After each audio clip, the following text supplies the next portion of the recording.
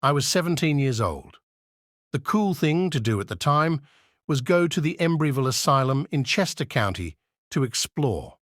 For backstory, the asylum was abandoned since the 1980s.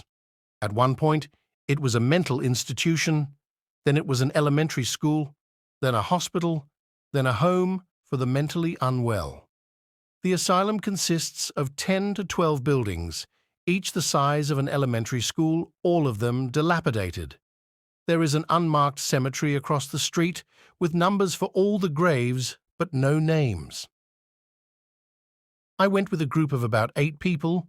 At about 10 p.m., we went into several of the closer buildings, and they were creepy, but nothing out of the ordinary.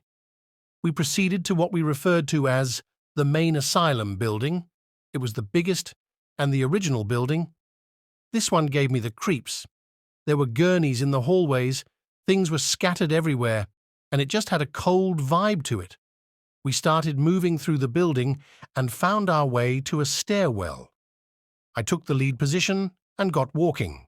My buddy and I made our way to the 4th floor and realized the others were not behind us. We went on ahead anyway.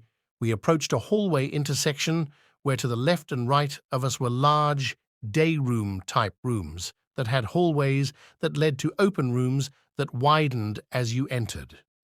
Before I turned the corner, my buddy asked me if I said something, to which I responded, no. He told me he swore he heard something. At this point, I turned the corner and pointed my flashlight toward the day room.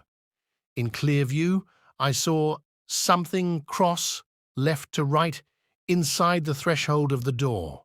It had the figure of a person, but with a light directly on it. It had no pigment.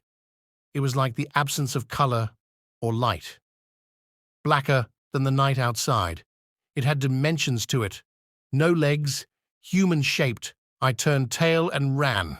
I never again went back at night. I left feeling cold and terrified. It has stuck with me since that day. I think about it a lot.